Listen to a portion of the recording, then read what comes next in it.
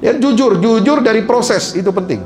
Karena Nabi SAW bersabda, innas sidqa yahdi ilal bir, wa innal birra yahdi ilal jannah. Kejujuran itu akan membimbing kita, mendorong kita untuk berbuat baik, berbuat bajik, albir. Dan kebajikan itu, albir itu akan membimbing kita, mendorong kita untuk apa? Masuk ke dalam surganya Allah. Jadi orang masuk surga itu nggak cukup dengan sholat, ya, nggak cukup dengan puasa, ibadah mahdoh, bayar zakat, haji, umroh. Enggak, harus ada akhlak sosialnya, ya, akhlak dalam berpolitiknya, akhlak dalam menegakkan hukum. Apa? Jujur. Ya, Nabi nggak pernah, Al-Quran juga tidak pernah membatasi syarat masuk surga itu hanya ibadah mahdoh. Nggak ada. Justru ada banyak syarat-syarat yang lain. Di antaranya adalah kita ini harus apa? Jujur. Kalau orang ahli ibadah tapi nggak jujur itu bagaimana? Ya, berarti apa? Ibadahnya tidak memberikan dampak kepada perilakunya. Mestinya orang semakin ahli ibadah, semakin baik hubungannya dengan Allah, semakin dekat dia dengan Allah, semakin banyak dia mengingat Allah, dia mestinya menjadi orang yang paling jujur gitu. Nah, di kita ini kadang banyak kehidupan ya, paradoks itu. Rajin ke masjid, rajin haji umroh, tapi tukang tipu. Dagang nipu, politik nipu gitu kan, curang gitu. Nah, ini nggak boleh begitu. Itu nanti kita akan mencemarkan nama agama kita itu. Kalau ada orang Islam perilakunya culas, tidak jujur ya, dalam ekonomi, dalam politik, dalam bisnis, dalam kehidupan sosial, dalam berumah tangga, nggak jujur, tapi dia ahli ibadah, akhirnya apa? Orang melihat, itu lihat tuh, orang rajin sholat, nggak jaminan dia bagus akhlaknya. Lihat tuh, orang rajin sholat Jumat, rajin ikut pengajian, nggak jamin akhlaknya bagus. Akhirnya apa? Itu menggiring ya orang banyak, orang awam untuk apa? Menjauh dari nilai agama. Ini bahaya, Pak.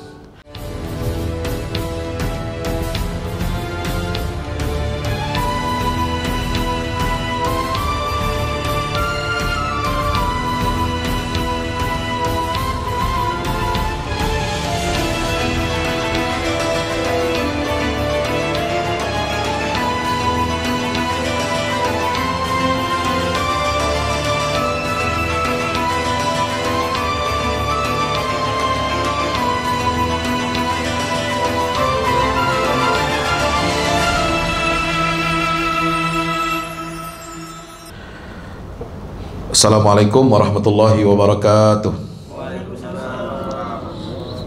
Alhamdulillah, senantiasa kita mengucapkan puja puji syukur kehadirat Allah Jalla Jalaluh Subhanahu wa ta'ala. Pada kesempatan siang hari ini kita senantiasa diberikan keberkahan, diberikan karunia, taufik dan hidayah dari Allah Subhanahu wa ta'ala, sehingga langkah kaki kita ringan, mudah untuk melangkah menuju Masjid Mahkamah Konstitusi ini dalam rangka kita melaksanakan sholat zuhur berjamaah dan niat kita untuk talabul ilmi, menambah ilmu.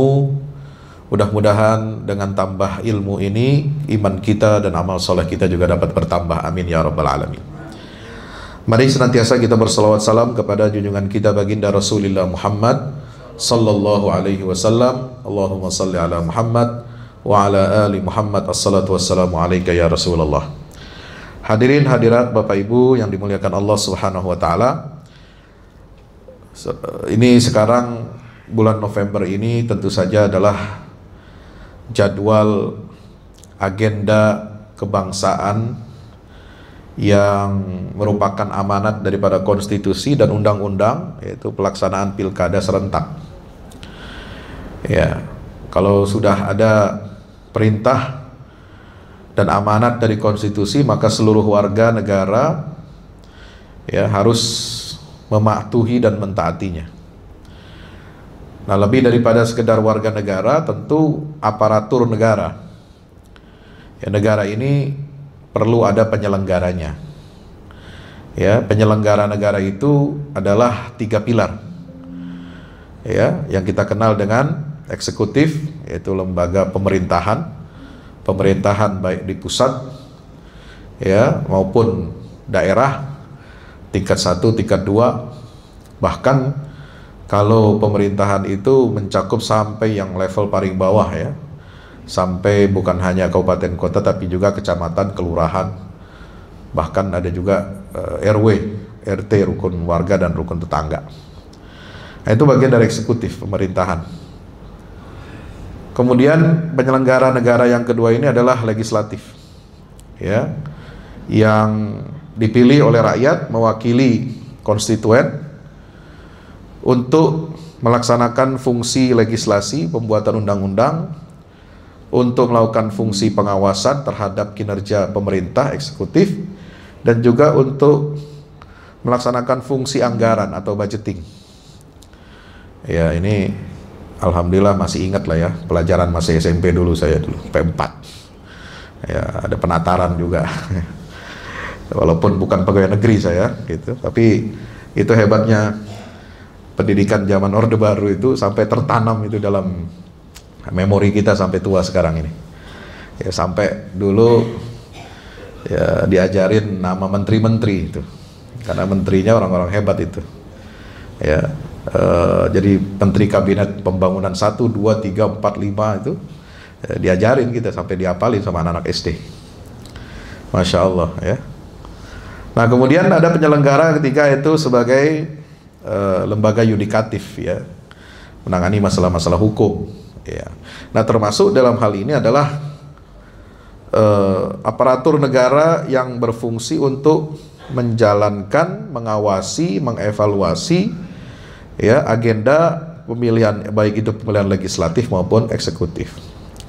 Nah, hadirin yang dimuliakan Allah Subhanahu wa taala, bagaimana Islam ya dalam konteks pilkada ini dapat memberikan pedoman kepada kita sebagai warga negara, terutama aparatur negara, ya, pedoman untuk apa? Menata akhlak dan integritas. Ini penting, ya, karena tidak segampang, tidak semudah yang kita bayangkan, ya, ada pemilihan kepala daerah. Sebelumnya lagi pemilihan presiden, sebelumnya pemilihan legislatif, ya sudah kita laksanakan pada bulan apa itu Februari yang lalu ya, atau April, saya lupa itu. Itu tidak sesederhana itu, tidak semudah yang kita bayangkan. Nah, di sini ada titik-titik krusial, titik-titik yang sangat kritis. Ketika godaan materi, godaan ya harta, godaan kekuasaan, ya apalagi tawaran-tawaran entah macam-macam, ini kemudian dapat mencederai integritas aparatur negara. Karena amanat konstitusi kita menyatakan bahwa aparatur negara baik sipil maupun militer itu harus ya bersikap netral, tidak boleh memihak salah satu calon atau pasangan calon. Ya, kemudian bukan hanya tidak boleh memihak, tetapi juga tidak boleh ya menyalahgunakan kekuasaan kewenangannya, ikut campur, mengintervensi, atau bahasa anak gaulnya cawe-cawe gitu ya, dalam masalah pemilihan apakah presiden, ya, kemudian kepala daerah, dan juga wakil rakyat di legislatif itu. Nah, bagaimana ajaran agama? Agama kita ini kan, Islam ini dianut oleh mayoritas bangsa Indonesia. Posisi agama ini sangat sentral. Ya, Pancasila itu ruhnya adalah agama, pondasinya. Kenapa? Karena dalam konstitusi kita dinyatakan pasal 29 ayat 1, negara berdasarkan ketuhanan yang Maha Esa. Jadi negara ini berdasarkan ketuhanan. Ya, negara bukan berdasarkan materialisme. Negara bukan berdasarkan ateisme, tidak percaya Tuhan. Negara bukan berdasarkan politeisme, ya, banyak Tuhan. Tapi berdasarkan ketuhanan yang Maha Esa, itu monoteis, itu tauhid. Ya. Nah, inilah yang kemudian harus menjadi urat nadi, tulang punggung, ya, bagi kehidupan berbangsa menegara kita, terutama dalam memberikan pedoman akhlak, ya, dan menata integritas aparatur negara. Ya, kalau kita bicara tentang kepemimpinan, pilkada ini Ya nggak perlu kita bawakan dalil. Apa dalilnya wajib memilih pemimpin? Nah itu udah banyak.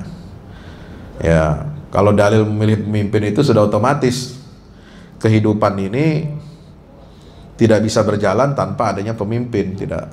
Ya. Maka Allah menyatakan, ya 3 kali disebutkan tentang khalifah.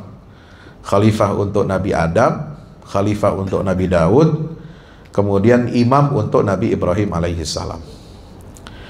Ada juga perintah Allah untuk kita sebagai umat beriman untuk mentaati Allah dan Rasulnya serta mentaati ulil amri. Ya. Nah, mentaati ulil amri, jadi taat kepada ulil amri yang memiliki kendali, yang mengendalikan urusan-urusan rakyat banyak. Itu ulil amri namanya. Ya. Apakah Allah hanya meminta kita hanya untuk mematuhi ulil amri, tapi tidak memberikan aturan, tidak memberikan pedoman tentang bagaimana cara memilih ulil amri? Oh, tentu ada. Nah, itu dibahas kalau dalam khazanah intelektual Islam, dibahas dalam bidang atau spesialisasi yang disebut dengan as-siyasah asy-syar'iyyah. Ya, politik berdasarkan syariat Islam. Ya, ada irisan-irisannya, ada kesamaan-kesamaannya dengan aturan main kita dalam memilih pemimpin dalam kehidupan berbangsa bernegara, walaupun tidak bercorak, tidak memberikan label namanya sebagai nama Islam gitu. Nah, dalam konteks pilkada ini, Bapak Ibu rahmati Allah, apa saja ajaran Islam yang relevan ya dengan penataan akhlak dan integritas supaya pemilihan kepala daerah ini berjalan secara jurdil, jujur, adil. Kemudian apa? Prinsip yang berikutnya apa selain jujur adil? Terbuka, ya, luber, langsung, umum, bebas dan rahasia. Bebas dari intervensi, tidak ada kecurangan, tidak ada manipulasi. Nah, di sini diperlukan rambu-rambu aparatur negara ini untuk mewujudkan pilkada yang baik, bersih, bermartabat, dan hasilnya ya itu mendapatkan legitimasi yang kuat dari masyarakat. So kalau ada ada indikasi misalnya aparatur negara ini tidak netral, aparatur negara ini memihak, aparatur negara ini cawe-cawe, dalam pilkada ini pasti akan menimbulkan kegaduhan, menimbulkan instabilitas politik. Akhirnya apa? Legitimasi hasil pilkada itu sangat lemah. Ya. Bukan hanya minta diulang ya proses pemungutan suara, tapi mungkin juga terjadi apa? Chaos. Gitu. Ini bahaya untuk keberlangsungan kehidupan berbangsa dan bernegara. Nah, prinsip pertama dalam ajaran Islam yang relevan dalam kita menata akhlak dan integritas ini adalah yaitu Islam ini menekankan kejujuran. Ini yang bersatu, as-sidq. Ya. Sebab apa? Kejujuran ini salah satu akhlak utama dalam Islam. Gitu. Oleh sebab itu aparatur negara ya dalam soal pilkada ini dia diharapkan dituntut untuk jujur dalam melaksanakan tugasnya. Apa saja tugasnya? Ya, administrasi pemilihan, ya, mendata siapa yang daftar pemilih tetap, itu harus jujur itu. Jangan DPT-nya diotak-atik, ya, jangan dikurang-kurangin, jangan ditambah-tambahin gitu ya. Nah ini nggak boleh. Ya jujur dari proses itu penting. As-sidq. Karena Nabi SAW bersabda, Innas sidqa yahdi ilal bir, wa innal birra yahdi ilal jannah. Kejujuran itu akan membimbing kita, mendorong kita untuk berbuat baik, berbuat bajik. Al-bir. Dan kebajikan itu, al-bir itu akan membimbing kita, mendorong kita untuk apa? Masuk ke dalam surganya Allah. Jadi orang masuk surga itu nggak cukup dengan sholat, ya, nggak cukup dengan puasa, ibadah mahdoh, bayar zakat, haji, umroh, enggak. Harus ada akhlak sosialnya. Ya, akhlak dalam berpolitiknya, akhlak dalam menegakkan hukum, apa? Jujur. Ya, Nabi nggak pernah, ya. Al-Quran juga tidak pernah membatasi syarat masuk surga itu hanya ibadah mahdoh, nggak ada. Justru ada banyak syarat-syarat yang lain. Di antaranya adalah kita ini harus apa? Jujur. Kalau orang ahli ibadah tapi nggak jujur itu bagaimana? Ya, berarti apa? Ibadahnya tidak memberikan dampak kepada perilakunya. Mestinya orang semakin ahli ibadah, semakin baik hubungannya dengan Allah, semakin dekat dia dengan Allah, semakin banyak dia mengingat Allah, dia mestinya menjadi orang yang paling jujur gitu. Nah, di kita ini kadang banyak kehidupan ya, paradoks itu. Rajin ke masjid, rajin haji umroh, tapi tukang tipu. Dagang nipu, politik nipu gitu kan, curang gitu. Nah, ini nggak boleh begitu. Itu nanti kita akan mencemarkan nama agama kita itu. Kalau ada orang Islam ya perilakunya culas, tidak jujur ya dalam ekonomi, dalam politik, dalam bisnis, dalam kehidupan sosial, dalam berumah tangga, nggak jujur, tapi dia ahli ibadah, akhirnya apa? Orang melihat, itu lihat tuh. Orang rajin sholat nggak jaminan dia bagus akhlaknya. Ya, lihat tuh, orang rajin sholat Jumat, rajin ikut pengajian, nggak jamin akhlaknya bagus. Akhirnya apa? Itu menggiring ya orang banyak, orang awam untuk apa? Menjauh dari nilai agama. Ini bahaya, Pak. Tolong ya. Jadi kita ini sebagai aparatur negara, kita punya kewajiban berat di pundak ini, menjaga integritas ya korps aparat negara, juga menjaga integritas ya citra agama kita ini melekat dalam diri kita. Kamu agamanya apa sih? Orang tanya begitu nanti. Ya, kok nggak jujur? Kok suka tipu-tipu? Ya, kok berat sebelah? Kok tidak adil? Pasti orang akan melihat dikaitkan dengan agama. Nah ini. So, kehidupan masyarakat kita ini nggak bisa melepas menilai orang itu dari apa? Identitasnya. Identitasnya itu salah satu yang paling utama adalah agama. Gitu. Maka kita harus hati-hati ya. Kemudian tugas aparatur negara adalah dalam pengawasan pemilu. Nah, ini harus jujur pengawasan ini. Apalagi dalam pengambilan keputusan. Ya. Kemudian kejujuran menciptakan masyarakat supaya apa? Percaya terhadap proses pemilu. Nah ini. Jadi kalau tidak ada kejujuran, maka masyarakat itu apatis. Maka masyarakat itu akan tidak percaya terhadap proses berdemokrasi, proses untuk memilih siapa yang mereka ingin jadikan sebagai pemimpin. Ya, akhirnya apa? Tidak memiliki legitimasi kalau rakyat tidak percaya. Nauzubillah min zalik. Jadi ini dasarnya ini. Jadi ini tolong kita perhatikan ini. Yang kedua adalah keadilan, al-adl. Ya. Dalam Al-Quran banyak Allah mengungkapkan perintah untuk berlaku adil. Ya, surat An-Nahl ayat 90. Ini yang dibaca oleh setiap khotib kalau mau khutbah Jumat ya, sebelum turun khutbah baca ayat ini. Innallaha ya'muru bil adli wal ihsan wa ita'i dzil qurba wa yanha 'anil fahsya'i wal munkari wal baghi ya'izukum la'allakum tadhakkarun. Walaupun baca ayat itu nggak wajib, nggak ada syarat khutbah baca itu, nggak ada. Tapi lazimnya ya dicontohkan oleh para ulama kita. Salah satu adabnya ya mengakhiri khutbah Jumat itu adalah dengan membaca ayat tersebut. Bukan hanya dibaca, mestinya juga diterangin. Nah ini. Nah kadang-kadang khotib ya penceramah ini jarang juga menyinggung masalah-masalah keadilan ini dalam tema-tema kajiannya. Nah, jadi saya senang waktu ya disodorin tema ini ya saya bahagia ya senang. Ini penting. Tema-tema tentang keadilan ini, keadilan sosial, keadilan politik, keadilan ekonomi, ya. Sebab agama itu tidak bisa lepas dari urusan kehidupan.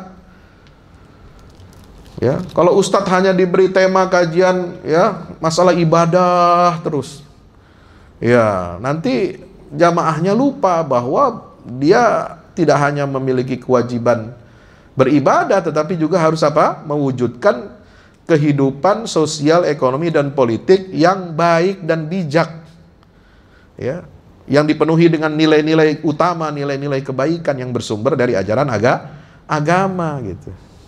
Ya. Jadi adil ini penting. Maka aparat negara bagaimana mewujudkan keadilan itu? Dia harus bersikap adil dalam artian tidak boleh memihak salah satu. Dia milih boleh, ya itu hak konstitusional dia. Ya, berhak untuk memilih dan dipilih. Ya. Tapi untuk memihak nggak boleh. Ya, kenapa? Karena dikhawatirkan dia menyalahgunakan ya jaringan aparatur negara ini untuk kepentingan salah satu calon, gitu. Kemudian melayani semua warga negara tanpa diskriminasi, ya, dan juga melayani, memperlakukan semua kandidat dalam pilkada, kemudian memperlakukan semua partai politik dalam konteks pemilihan legislatif partai, kan, itu harus diperlakukan secara adil dalam proses pemilihan ini.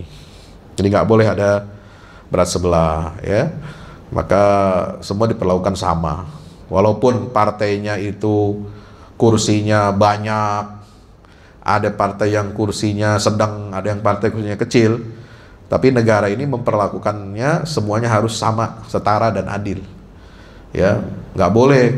Oh, gara-gara ini partai the ruling party, ya, memimpin koalisi pemerintahan, lalu diperlakukan anak emas sebagai anak emas, nggak bisa.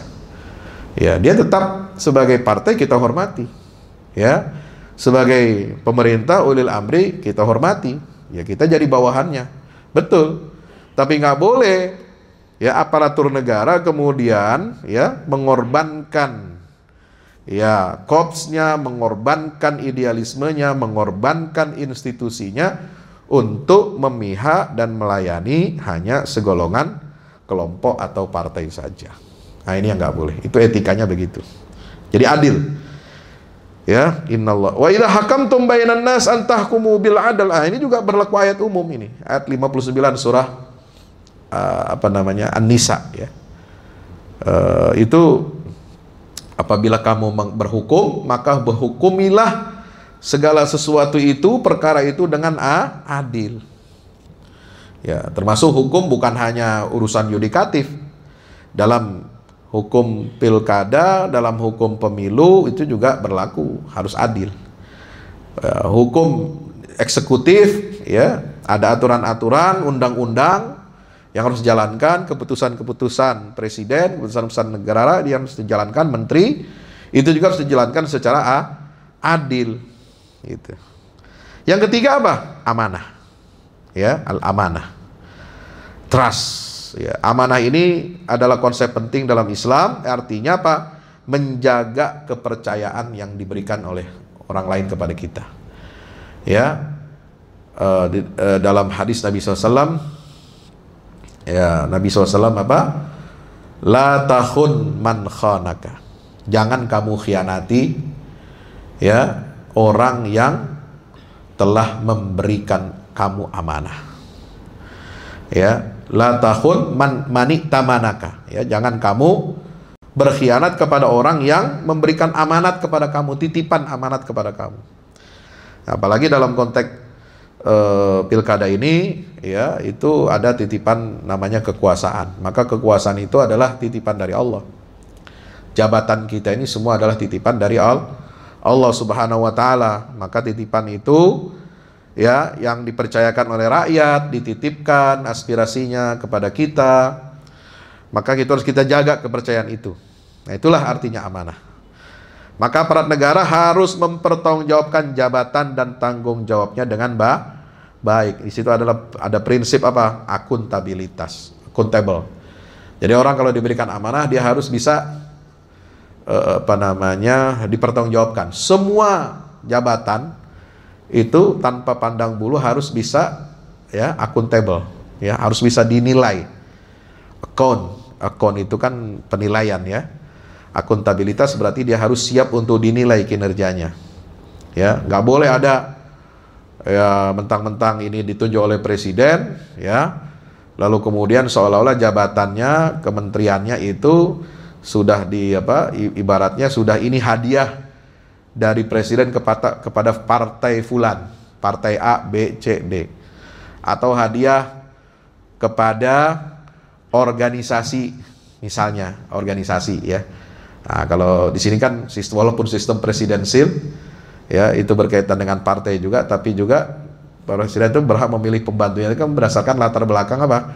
Latar belakangnya macam-macam, ya, untuk menjaga kesatuan bangsa ini, persaudaraan itu biasanya juga ngambil dari ormas. Nah, nggak bisa itu jabatan, ya, dikatakan ini satu jabatan kementerian tertentu ini adalah hadiah negara untuk ormasnya. Lalu kalau itu disebut hadiah, terus Anda nggak boleh bertanggung jawab, Anda nggak bisa bertanggung jawab gitu. Anda nggak bisa mempertanggungjawabkan secara detail kebijakannya, nggak boleh begitu. Ya, silakan aja klaim itu klaim subjektif. Ya, ini kementerian hadiah dari negara. Tapi setiap jabatan publik, siapapun yang mengisinya, dari partai politik apapun, dari ormas manapun, dia harus bisa bertanggung jawab secara publik. Karena itu jabatan publik. Ya, bukan pembantu pribadi presiden, ya, pembantu rumah tangga presiden, dia punya rumah sendiri misalnya. Ya, lo dipilih jadi pembantu, nah itu nggak bertanggung jawab kepada publik. Tapi ini kan jabatan publik, ini kementerian. Maka setiap kebijakan yang Anda ambil, ya, itu harus bisa dipertanggungjawabkan secara publik. Publik berhak untuk bertanya, publik berhak untuk mengoreksi kalau ada yang keliru gitu. Nah, itulah bagian dari amanah. Jangan menyalahgunakan kekuasaan untuk kepentingan pribadi atau kelompoknya. Ya. Nah, ini penting. Ya. Nah, bagian dari amanah ini, teman-teman semua, Bapak Ibu rahmati Allah, adalah kita dalam sunnah Nabi SAW, ya, ketika dijelaskan oleh Syekhul Islam Ibnu Taimiyah dalam kitab As-Siyasah Syariah fi Ahwalir Ra'i wa Ra'iyah itu, bagian dari amanah adalah memberikan jabatan kepada yang berhak. Bukan karena perkoncoan, bukan karena koneksi, bukan karena nepotisme. Tapi memang betul-betul kepada orang yang berhak, dalam artian apa? Dia berintegritas, dia memiliki kapabilitas, ya. Dia memiliki keahliannya di bidang itu. Ya, nah kalau ada seorang pejabat, kata Nabi SAW, ya, dia mengangkat, ya, pembantunya itu dari golongan orang yang dia senangi, ya, bukan karena keahliannya, sementara ada orang lain yang lebih berhak, lebih pandai, lebih berintegritas, lebih sesuai dengan bidang itu, maka kata Nabi SAW dalam hadis yang dikutip oleh Ibnu Taimiyah itu, maka orang ini telah berkhianat kepada Allah, berkhianat kepada Rasul, dan berkhianat kepada orang-orang beriman. Ya, berat ini. Ya, kalau sudah berkhianat kepada Allah, berat itu. Ya, khianat dalam rumah tangga aja itu konsekuensinya berat, ya. Selingkuh apa itu, ya, pelakor itu kan, itu udah jelek, itu sangat jelek, ya. Itu sudah hancur kredibilitasnya. Apalagi kalau kita khianat kepada Allah. Nah, salah satu bentuk pengkhianatan kepada Allah dan Rasulnya adalah dia menyalahgunakan jabatannya, digunakan untuk memilih orang-orang yang tidak capable, memilih orang-orang yang tidak pantas, ya. Lalu kemudian dia angkat untuk jabatan itu. Nah, itu mengkhianati kepada Allah dan Rasulnya serta orang beriman. Yang keempat, apa nilai yang relevan dalam menata etika dan integritas dalam soal pilkada ini? Yaitu menghindari korupsi dan penyalahgunaan kekuasaan. Nah, ini penting, ya. Kenapa Islam itu melarang korupsi, Islam melarang penyalahgunaan kekuasaan. Nabi pernah menegur ada seorang pegawai, ya, karyawan yang ditugaskan untuk memungut harta zakat dari orang kaya. Dia pergi ke perkampungan itu, lalu kemudian dia kembali menghadap pada Rasulullah di Madinah, lalu mengatakan dengan entengnya, dengan mudahnya, "Ya Rasulullah, ini harta milik negara untuk Baitul Mal, ini harta punya saya. Orang boleh kasih ke saya." Ya, enteng banget ya orang ngomong begitu. Nah, itu zaman dulu masih ada jujurnya juga itu. Pakai ngomong lagi. Udah dikasih orang, ngomong lagi ya. Kalau kita zaman sekarang kagak ada ngomongnya. Langsung aja masukin gitu. Kalau laporan kan. Nah, ini orang masih ngomong, ini masih lumayan lah ya. Nah, coba kalau nggak ngomong, ini nggak ada hadis Nabi ini. Ya, maka Nabi apa? Marah. Beliau itu mukanya memerah, kemudian memanggil sahabat yang lain, kumpul di masjid. Beliau berpidato, "Ayyuhan nas, wahai sekalian manusia, saya sudah mengangkat orang ini, aku mengangkat ada seorang jadi pegawai petugas untuk mengambil zakat." Lalu kemudian dia kembali mengatakan, "Ini harta milik negara, Baitul Mal, ini harta milik saya." Kata Nabi apa? Coba andai kata orang ini tidak punya kewenangan, tidak punya otoritas, ya, apakah mungkin dia duduk di rumahnya, duduk di rumah orang tuanya, apakah mungkin ada hadiah itu datang kepada dirinya kalau dia tidak punya jabatan apa-apa? Nggak mungkin, kata Nabi. Orang memberi hadiah ketika orang itu sedang bertugas, maka artinya orang itu melihat apa? Itu dinamakan gratifikasi namanya kalau zaman sekarang. Itu Nabi udah pakai prinsip itu. Kalau bertugas ente nggak boleh terima hadiah, kecuali ente pakai seragam biasa, ya, menjadi orang biasa, ya, bukan pakai seragam ASN, ya, nggak pakai seragam TNI, Polri, nggak melekat di situ jabatannya, ya. Anda balik kampung Lebaran, ya, Anda dikasih hadiah oleh tetangga misalnya, ya, tetangganya juga ngasih hadiah yang biasa-biasa aja, ngasih rengginang, kerupuk, ya kan, pulang dari kampung bawa pisang sesisir, nah, itu hadiah biasa namanya. Tapi kalau hadiahnya kunci Mercedes, ada nggak kira-kira orang waras mau ngasih orang, ya, ngasih tetangga doang, ngasih hadiah kunci sama mobilnya Mercedes gitu? Kan nggak mungkin, bos. Ya, yang benar aja ente gitu. Berarti orang ini apa? Walaupun nggak pakai seragam, walaupun nggak pakai lencana pejabat, dia pasti ngasih hadiah itu apa? Ngelihat dia punya jabatan ini, dia pengen kemudahan-kemudahan ini, begitu. Maka Nabi sudah menggunakan prinsip itu, ya. Jadi Nabi itu marah, ya. Coba kalau andaikan kata dia duduk saja di rumah orang tuanya, ya, apakah mungkin ada hadiah itu datang kepada dirinya? Tidak. Demi Allah, orang ini kalau dia tetap mengatakan bahwa harta itu adalah milik saya, harta itu milik negara, maka nanti apa yang dia bawa berupa hadiah dari orang lain karena jabatannya itu, dia akan membawanya bangkit di yaumil qiyamah. Dia bawa unta yang dikasih di lehernya, kambing yang dikasih di lehernya, dia panggul kemudian mengembik, dan dia akan dimintakan pertanggungjawaban di hadapan Allah Subhanahu wa Ta'ala. Jadi nggak boleh ada suap menyuap, ya, nggak boleh ada penyalahgunaan kekuasaan, nggak boleh ada gratifikasi, ya. Apalagi dalam pilkada nih, dalam pilkada biasanya begini, sering ini udah jadi rahasia umum lah ya, omongan-omongan warung kopi. Ya, omongan warung kopinya apa? Ya, calon-calon ini, paslon-paslon ini, mohon maaf ya, saya nggak nunjuk satu dua orang itu karena udah lama berlangsung, ini kan udah sejak reformasi ya. Ya, biasanya ada anggaran juga tuh paslon-paslon ini buat ngamanin apa ya? Suara, ngamanin KPU, KPUD, katanya sih begitu, katanya. Wallahu a'lam bishawab. Ya, kalau kagak dikasih ya bunga-bunga, kagak dikasih gula-gula, itu hilang tuh suara gitu.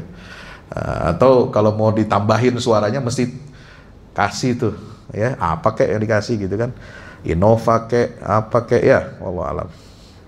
Katanya begitu. Nah, ini nggak tahu, harus diusut ya. Yang kelima, musyawarah dan konsultasi. Ini prinsip ajaran Islam.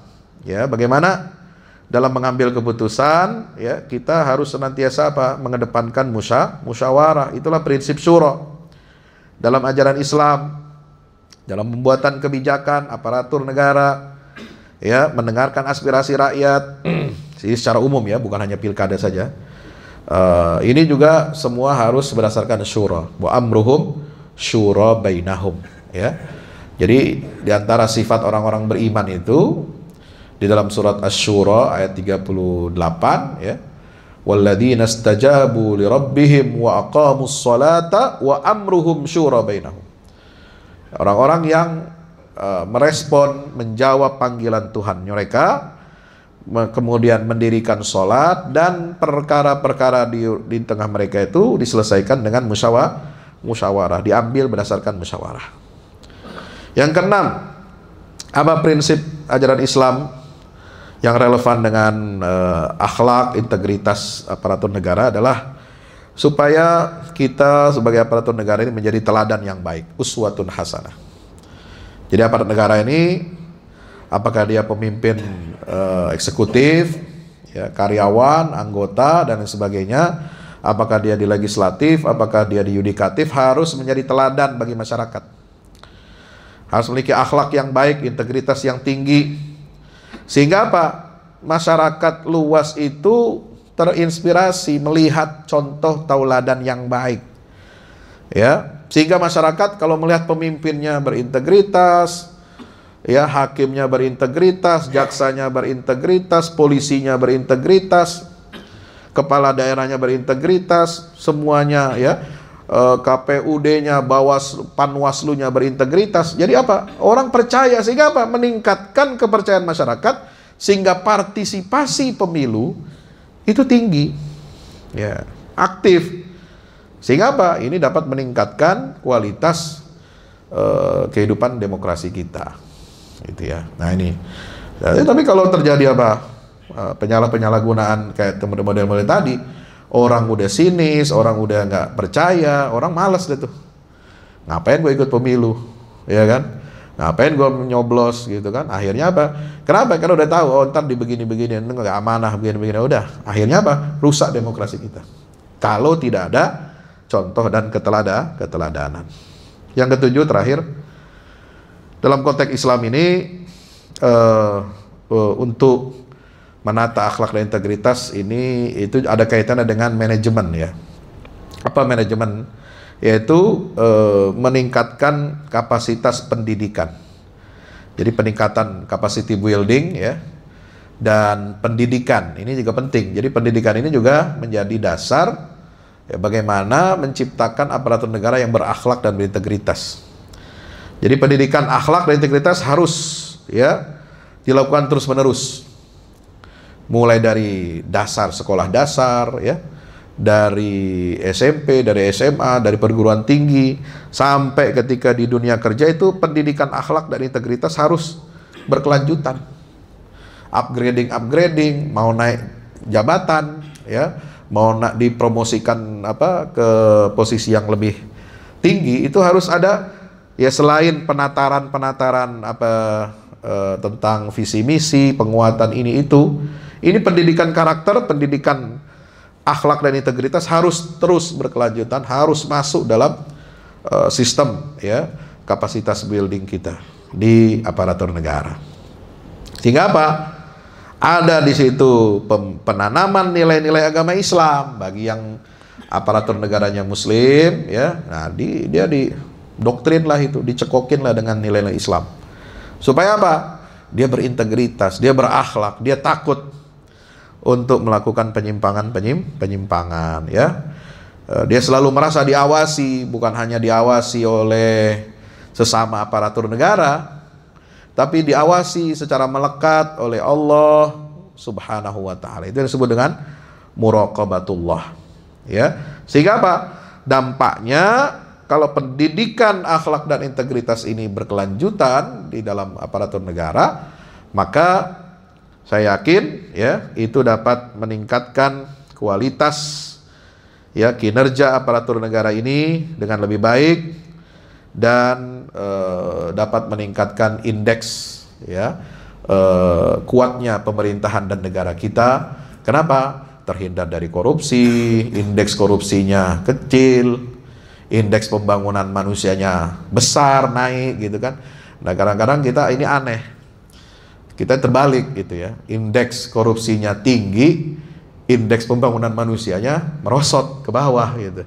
Mestinya kan sebalik gitu ya, indeks korupsinya yang harus rendah, indeks pembangunannya harus tinggi gitu. Itu baru negara itu baru maju ya, seperti negara-negara Skandinavia ya, harus kita contoh itu walaupun mereka non muslim ya, gimana menegakkan hukum, aturan ya, mencegah gratifikasi, tidak ada korupsi dan sebagainya. Ini yang harus kita kedepankan ya. Demikian yang dapat saya sampaikan, mudah-mudahan bermanfaat. Qul qouli hadza astaghfirullah lakum. Terima kasih. Assalamualaikum warahmatullahi wabarakatuh.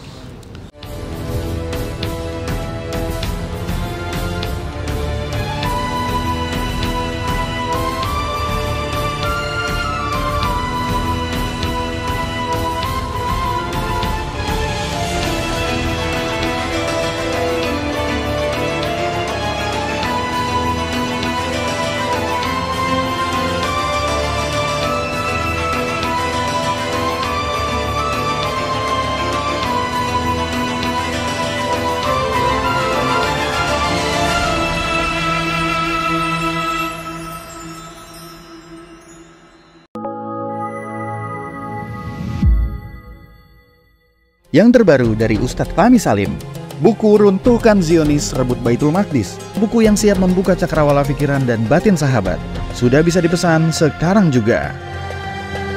Hasil yang dicapai para mujahidin dalam pertempuran Badai Al-Aqsa 7 Oktober 2023 memiliki arti penting ataupun nilai strategis, bukan hanya dalam pembuktian bahwa kekuatan Israel bisa dikalahkan bahkan oleh pihak yang memiliki persenjataan jauh di bawahnya, melainkan juga dalam menyadarkan dunia Islam, terutama para pemimpinnya yang memilih menjadi penonton ketimbang membantu sesama saudaranya. Buku ini adalah salah satu bentuk dukungan dan ikhtiar dengan niat berjuang bersama-sama dengan mujahid Palestina. Tak sekedar memberikan informasi, membeberkan fakta atau data kepada khalayak di Indonesia.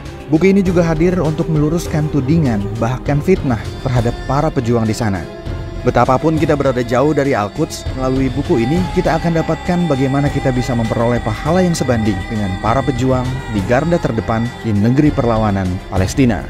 Dapatkan buku Runtuhkan Zionis Rebut Baitul Maqdis segera.